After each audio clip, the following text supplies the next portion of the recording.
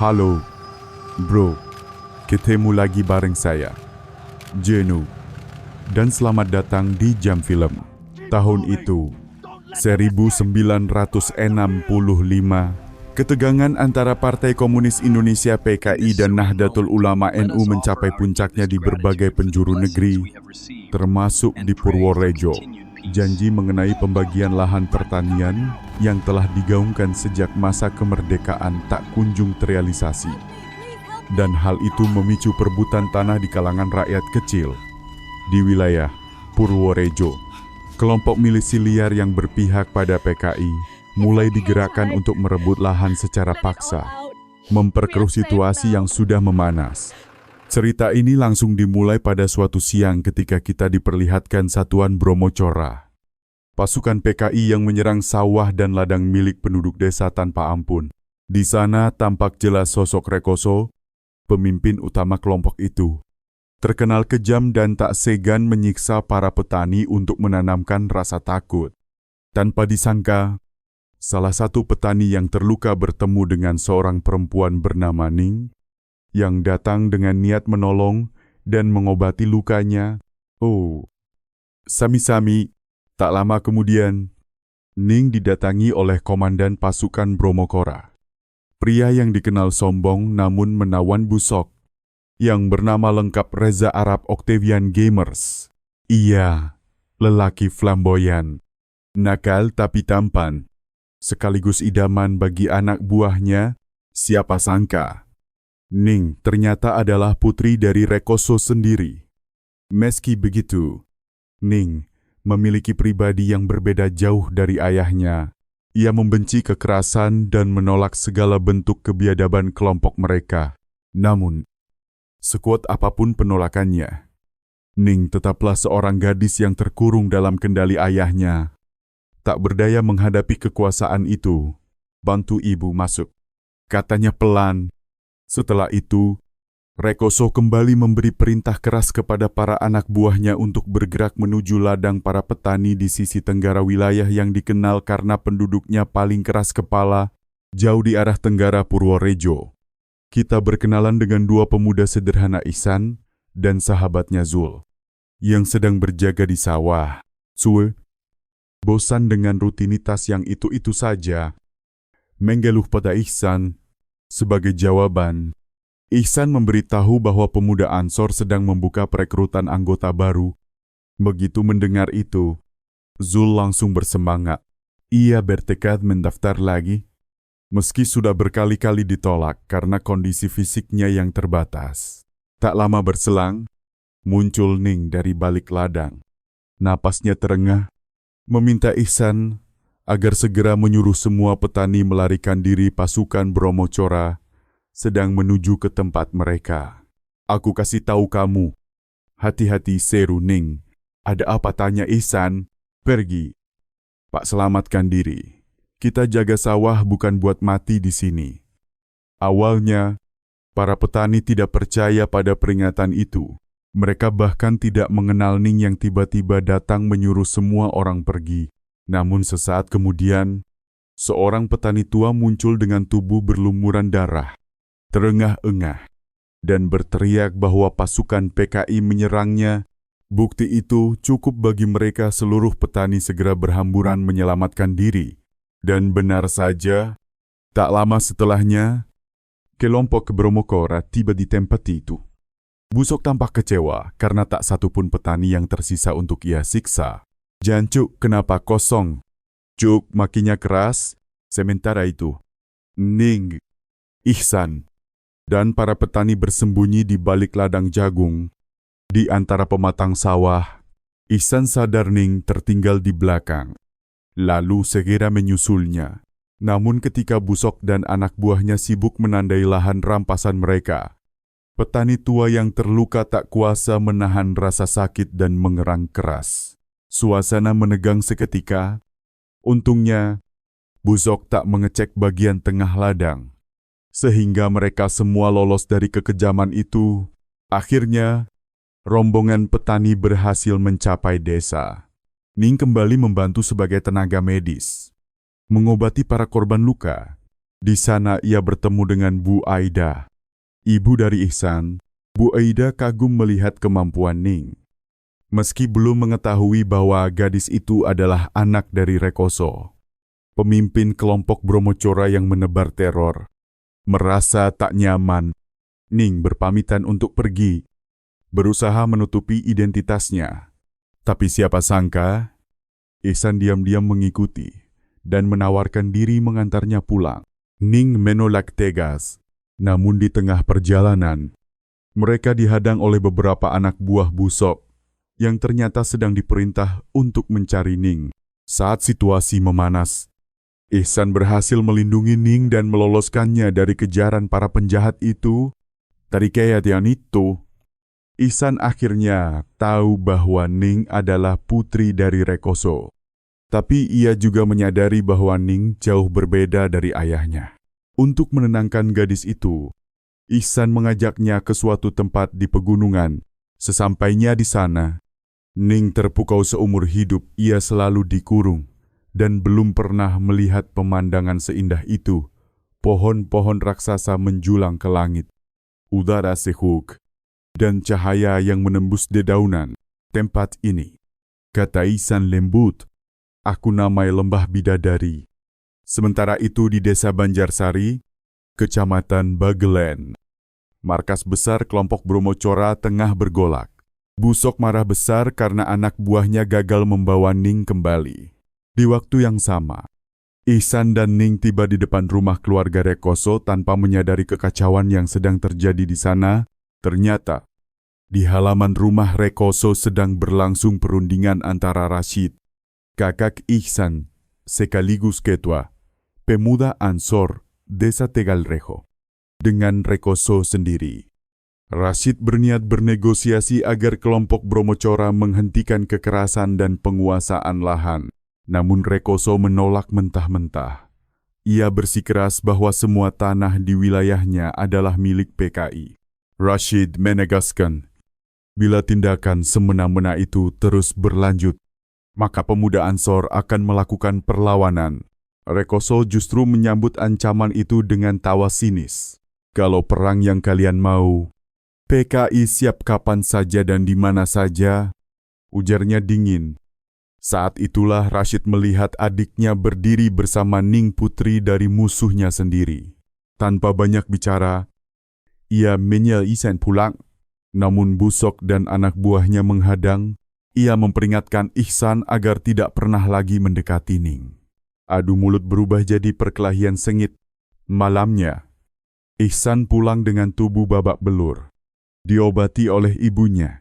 Dari situlah Bu Aida akhirnya tahu bahwa gadis yang ia temui tadi siang adalah anak dari Rekoso. Ia dan Rashid memohon agar Ihsan menjauh dari Ning. Tapi Ihsan bersikeras. Ning berbeda. Ning bukan seperti keluarganya.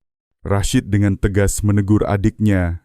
Sekarang bukan waktunya bicara soal perasaan. Sen, ini masa penuh api. Yang penting sekarang adalah perjuangan melawan pemberontakan PKI.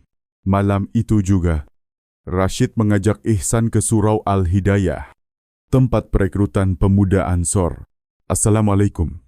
Mas Ansor, di surau itu, tampak Zul kembali ditolak untuk bergabung. Ia dipermalukan karena tak mampu mengangkat karung padi sesuai perintah mereka. Angkat bentak seorang anggota. Tak lama, Rashid dan Ihsan tiba. Dari laporan yang diterima, jumlah anggota baru Ansor sudah mencapai 20 orang. Semua bersemangat merencanakan pesta panen yang akan digelar esok hari. Namun Rashid memutuskan agar perayaan dibuat sederhana saja, cukup doa bersama sebagai ungkapan syukur. Tanpa tari-tarian atau wayang, ia yakin Rekoso akan berulah lagi. Ia menegaskan kepada semua anggota berjuang, hingga mati syahid berbeda dengan mati konyol. Setelah semua disepakati, Rashid ingin mendaftarkan Ihsan sebagai anggota. Tapi Ihsan sudah menghilang. Ia rupanya pergi mencari Zul, sahabatnya yang lagi-lagi ditolak. Melihat Zul kecewa dan merasa tak berguna, Ihsan memberikan peci Ansor miliknya. berharap temannya itu tetap ikut menjaga pesta panen esok hari. Di saat bersamaan, dunia bergetar. Gerakan 30 September terjadi. Lalu adegan bergeser ke rumah Rekoso di desa Banjarsari. Di kamar, Sulastri, Ibu Ning, menatap putrinya yang tampak termenung.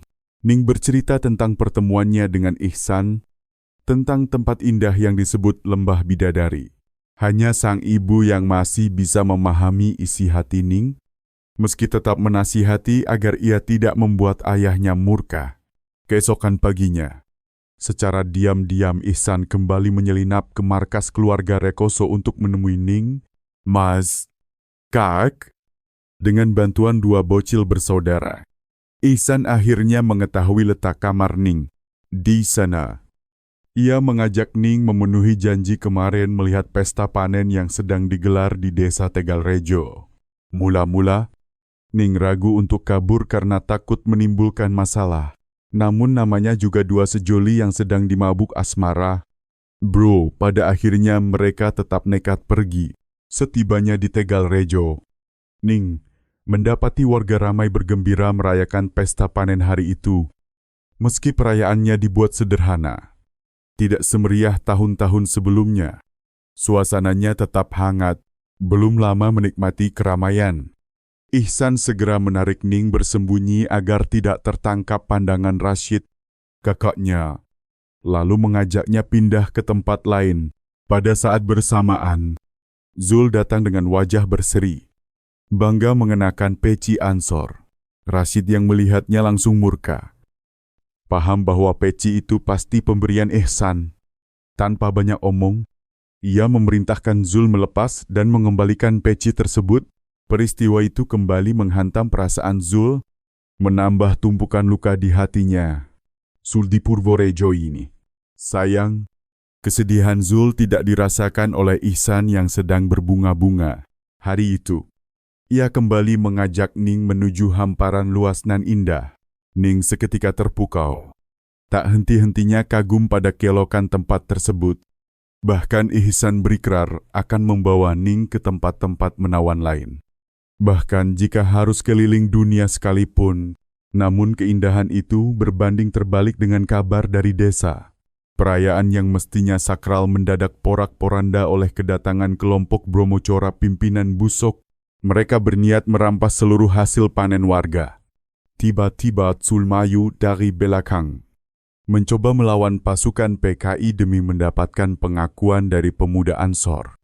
Aksi Zul membuat Busok naik pitam. Pertarungan brutal pun tak terelak. Pada akhirnya, barisan pemuda Ansor Tegalrejo tumbang, dan kelompok Bromocora menyapu bersih hasil panen penduduk. Saat Ning pulang dengan diantar Ihsan, ia sontak terkejut melihat hasil bumi menumpuk di rumahnya. Di sanalah momen Rekoso untuk pertama kali berhadapan langsung dengan Ihsan. Awalnya Rekoso hanya menarik Ning menjauh. Tetapi keadaan kian panas ketika Busok datang. Meski Ihsan mencoba menyatakan bahwa dirinya tidak memihak dalam permusuhan yang menelan nyawa orang tak bersalah, pengakuan itu justru membuatnya mendapat ancaman keras dari Rekoso. Kalau aku melihatmu lagi, wajahmu akan kurobek, desisnya. Bapak, malamnya, pemuda Ansor Tegalrejo kacau balau akibat kekalahan dan perampasan lahan. Banyak anggota menolak menerima hasil pahit itu. Tiba-tiba, seorang utusan datang membawa kabar bahwa Ketua Pemuda Ansor Pusat memerintahkan pengumpulan seluruh pasukan di daerah untuk menyiapkan serangan balasan terhadap PKI, khususnya terhadap kelompok Bromocora. Tanpa banyak pilihan, Rashid menyiapkan senjata dan bersiap berangkat malam itu juga. Ia sempat mengajak Ihsan yang baru pulang, tetapi Ihsan menolak ikut. Mungkin Ning salah satu alasannya. Namun yang terutama Ihsan menganggap pertarungan dan saling bunuh antar kelompok adalah kesia-siaan belaka. Ia menegaskan ingin hidup seperti mendiang ayahnya, yang semasa hidup tidak berpihak pada golongan manapun, agar tak perlu melukai siapapun. Kendati demikian, Rashid tetap teguh dan membalikan argumen adiknya jika Ihsan enggan mengangkat senjata. Lalu apa yang sebenarnya ia bela perempuan yang baru dikenalnya? Atau rakyat yang butuh makan Rashid pun menyerahkan golok miliknya? Setidaknya, Sen, angkat senjata ini demi ibumu. Adegan berpindah ke pos komando pemuda Ansor. Mereka baru saja menerima laporan penjarahan lain oleh PKI di sisi barat, memantik amarah yang kian menyala. Malam itu juga, pimpinan memberi komando kumpulkan seluruh pemuda Ansor yang tersisa di wilayah Bagelen Banjarsari dan serentak lancarkan serangan besar terhadap PKI. Allahu Akbar, Allahu Akbar. Malam itu, Zul kembali datang, berniat ambil bagian dalam pertempuran, namun untuk kesekian kalinya, ia ditolak bahkan Rashid sendiri yang menyuruhnya pulang. Khawatir kondisinya justru menyulitkan banyak orang. Ungkapan itu membuat Zul marah sekaligus hancur hati. Di ladang jagung, kita melihat Ning berlari dikejar anak buah Busok. Sebelumnya, Busok sempat menerobos ke kamar Ning dan menyatakan niat ingin menikahinya. Saat Ning menolak keras, Busok menunjukkan gelagat bejat, memaksa dengan cara tidak senonoh. Dari sanalah Ning kabur dan bersembunyi. Neng Ning, Peng, ia kan cari, Kari yuk. Bet tanpa disadari, Ihsan datang ke sebuah pondok dan menemukan Ning yang tengah ketakutan. Kembali ke markas Bromocora di desa Banjarsari. Hal mengejutkan terjadi. Zul datang sendirian. Karena kecewa terus-menerus tak dianggap di lingkungan pemuda Ansor, ia membocorkan rencana penyerangan Ansor kepada Rekoso. Berbekal informasi itu, Rekoso menyiapkan serangan kejutan yang tak disadari pasukan Ansor. Kamera lantas menyorot unit Rashid yang sudah siap dengan truk-truk pengangkut. Dalam perjalanan, tepat di jalur menuju Lembah Bidadari, ketika para anggota lengah dan bercakap santai, jalan mereka tiba-tiba diblokir. Rekoso muncul dengan wajah beringat serangan dadakan dimulai. Truk di barisan depan porak-poranda. Lulu lantak seketika. Astagfirullahalazim. Ya Allah, belum sempat mereka paham apa yang terjadi. Gelombang serangan kedua datang menghantam. Terkurung di satu titik dan diserang dari segala arah, itulah kiamat bagi pemuda Ansor malam itu. Di tengah kekacauan, Rashid terpaku melihat pertumpahan darah yang terjadi. Rekoso kembali mungkul. Keduanya pun berduel sengit. Setelahnya, kebiadaban kelompok Bromocora ditampilkan tanpa tedeng. Aling-aling para pemuda Ansor digiring ke satu lokasi galian. Lalu jasad-jasad mereka dilemparkan ke sana. Inilah plot twist yang benar-benar membagongkan. Teman-teman, tiba-tiba terdengar suara perempuan menyanyikan genjer-genjer mengiringi malam yang mencekam. Ternyata itu adalah Sulastri Ibu Ning yang semula kita kira tidak sejalan dengan kekejaman Rekoso. Nyatanya, dialah dalang utama yang mengatur serangan malam tersebut. Di lokasi itu, hanya Rashid dan segelintir anggota yang dibiarkan hidup semata-mata untuk menyiksa batin mereka sebelum dieksekusi. Gaya. Nih, aku minum ini. Aku sudah bikin ulah. Dia dekati anak ke saya. Rashid tak berdaya. Hanya bisa menangis ketika mereka mengancam keselamatan Ihsan juga. Sebelum eksekusi, Rekoso dengan keji menyiram tubuh Rashid dengan air kencingnya. Lalu pembantaian dimulai. Cukup. Masih ada yang lebih menang? Sudah. Eva. Sudah. Keesokan paginya, Ihsan baru terbangun setelah malam syahdunya bersama Ning. Dari kejauhan, Ning melihat kepulan asap seperti ada kebakaran. Mereka segera menuju arah tersebut. Sebelum sampai, mereka berpapasan dengan beberapa anggota Ansor yang selamat. Tubuh mereka berlumur darah. Ketika Ihsan menanyakan nasib kakaknya, mereka tak sanggup menjawab. Setibanya di lokasi, pemandangan mengerikan terbentang di depan mata. Musik di sana. Ihsan akhirnya menemukan jasad Rashid. Dengan tangis yang teramat dalam, Ihsan menyeret jasad kakaknya untuk dibawa pulang. Di rumah, Bu Aida hanya bisa meratap melihat putra sulungnya terbujur kaku. "Kenapa kamu masih di sini usai pemakaman?" Bu Aida melihat Ning masih berdiri di dekat mereka. Seketika ia melontarkan hinaan dan kutukan kepada Ning, putri dari lelaki yang telah membunuh Rashid. Ning hanya mampu menangis dan memohon maaf sebelum pergi dari hadapan sang ibu. Ihsan mencoba menjelaskan kondisi ibunya kepada Ning. Tetapi Ning sadar keluarga merekalah yang salah. Hinaan itu pantas ia terima. Ia pun pulang, namun ternyata Busok dan anak buahnya sudah menunggu. Setibanya di rumah, Ning melempar sajam ke hadapan ayahnya. Ia tahu betul itu milik Rekoso. Ia melaknat perbuatan ayahnya. Ketika hendak menumpahkan duka pada ibunya, Ning melihat pakaian yang sedang dibakar. Sulastri pakaian yang berlumuran darah. Di saat itulah Ning benar-benar paham dan tersadar bahwa ibunya sendiri adalah salah satu dalang di balik peristiwa biadab itu. Hatinya koyak menyaksikan kenyataan yang begitu pahit. Malam harinya, Desa Tegal Rejo tiba-tiba geger oleh kedatangan sebuah rombongan misterius. Mereka berpakaian serba hitam, menenteng banyak senjata tajam, lalu membagikannya kepada para pemuda desa. Kelompok itu menamai diri pasukan Gagak Hitam. Sang komandan segera mengumandangkan perintah kepada warga Bantai. Siapapun baik yang pernah berhubungan dengan PKI maupun anggota PKI itu sendiri hapuskan hingga tak bersisa. Tanpa diduga, kabar kehadiran Gagak Hitam itu disalurkan Zul kepada Rekoso. Sulastri terlihat sangat mengenali kelompok berseragam hitam tersebut.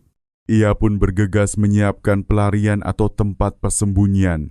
Rekoso memilih tidak menghiraukan ancaman itu, menolak mundur, dan bersikeras melawan Gagak Hitam. Kemalangan Zul belum berhenti. Ketika ia mendatangi Rekoso untuk meminta perlindungan, jawabannya dingin. "Kau pengkhianat.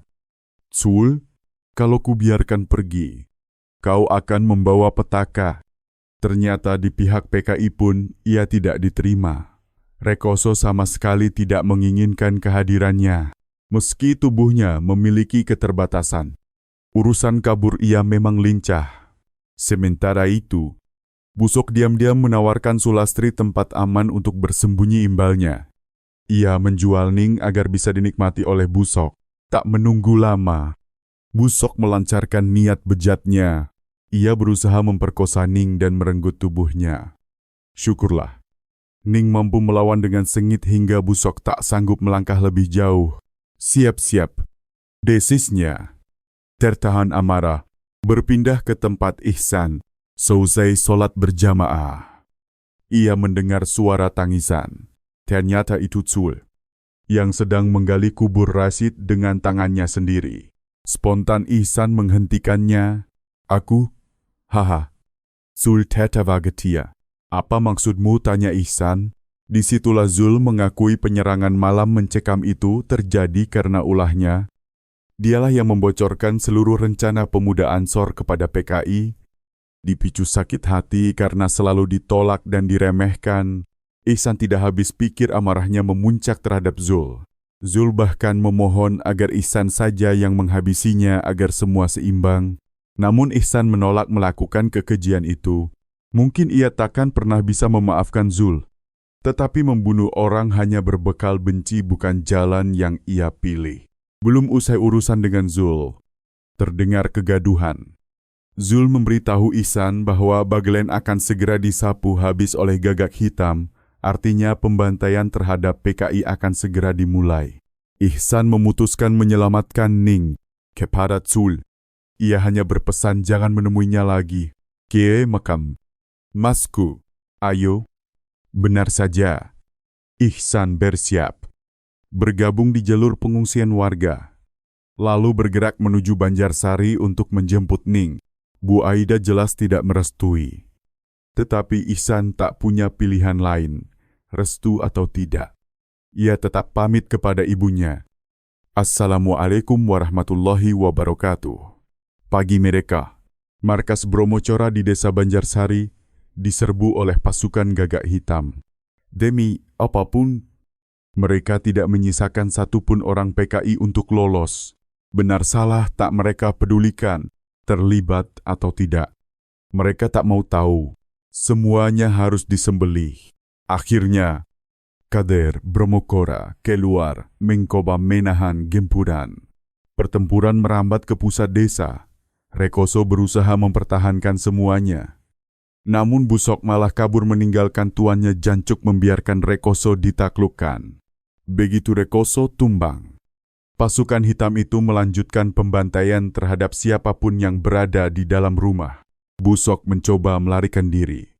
Sayang ia berhadapan dengan Regu Gagak yang kekuatannya berlipat-lipat dibanding dirinya. Di sisi lain, Ning menolak ajakan Sulastri untuk kabur. Ia memilih kembali. Enggan meninggalkan ayahnya begitu saja. Beberapa saat kemudian, kita melihat Ihsan menembus perjalanan menuju kediaman Ning karena simpatisan Gagak Hitam tersebar di banyak titik. Ia mengambil jalur hutan menoreh untuk menghindari mereka. Akhirnya ia tiba di markas Bromokora. Desa itu telah porak-poranda. Ia masih sempat menyelamatkan 2 bocil yang menangisi ibu mereka yang turut dibantai. Lalu menyuruh keduanya segera bergabung dengan rombongan evakuasi. Di depan rumah Rekoso, Ning telah tertangkap, upacara eksekusi siap dimulai. Sisa 3 orang dari unit Bromokora disusun di hadapan Algojo. Satu persatu akan dipenggal hidup. Menjelang ajal, Rekoso berujar ia tidak akan naik ke langit, darahnya akan terus mengalir, menyuburkan tanah-tanah ini. Saat bila hendak menyayat Ning, Ihsan datang tepat waktu. Ia berteriak menyuruh Ning segera lari. Mereka berlari menyusuri lorong-lorong desa, menyaksikan pembantaian di mana-mana. Tujuan mereka bergerak ke utara untuk bergabung dengan titik pengangkutan para pengungsi. Namun sebelum itu, mereka harus lolos dari kejaran Gagak Hitam. Saat mengendap, mereka berjumpa seorang lelaki yang pernah ditolong Ning di awal kisah.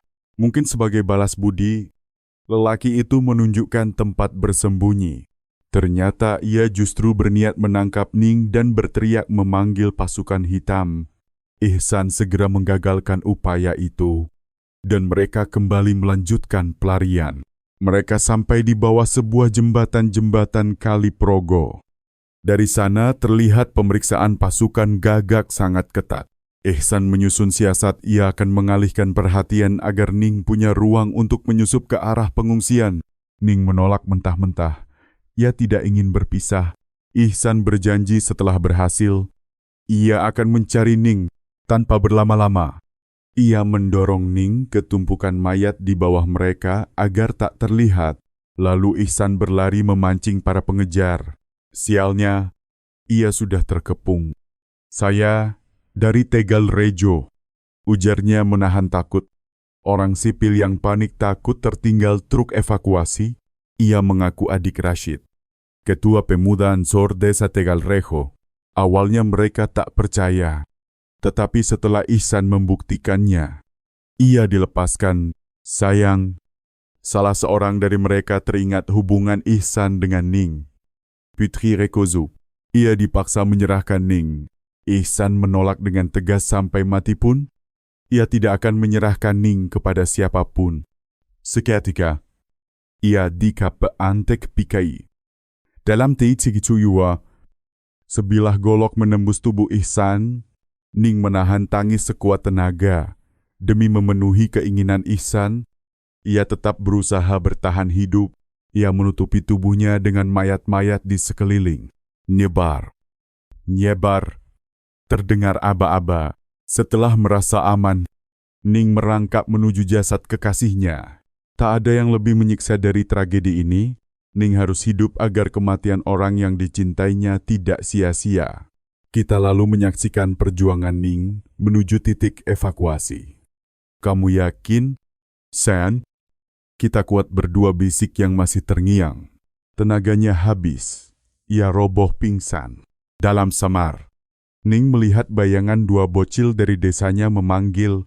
Ia mengikuti langkah kecil mereka. Pada akhirnya, ia sampai di pos evakuasi warga. dan segera diangkut sebuah truk. Di dalam truk itu, ada Buaida, Ibu Rasid dan Ihsan. Perempuan itu hanya menatap Ning tanpa sepatah kata. Ia melihat Ning selamat seorang diri, tatapan yang seakan memahami nasib putra bungsunya. Lantas, siapa sesungguhnya korban dari kegelapan ini? Semuanya telah menjadi debu tak bersisa. Sejarah mencatat, hampir 1 juta jiwa menjadi korban orang-orang yang tidak tahu apa-apa, terseret arus amarah. Di penghujung kisah, Ning memandang Sulastri berjalan di barisan pengungsi. Tanpa sapa, tanpa sela, keduanya berpisah untuk sementara. Atau mungkin selamanya. Dan film pun berakhir. Musik baik. Teman-teman, sudah semestinya kita tidak lupa negeri ini pernah melalui masa yang paling kelam. Ini bukan semata urusan penjajahan atau kolonial. Kita pernah terjebak dalam dualisme yang akarnya telanjur mengeras. Sampai hari ini, kebenaran sejarah masih tertimbun begitu dalam. Apakah semua ini hanya perkara hitam putih antara yang baik dan yang jahat? Atau dampak dari kepicikan, mobilisasi politik, serta kepentingan para elit? Tak ada yang benar-benar tahu.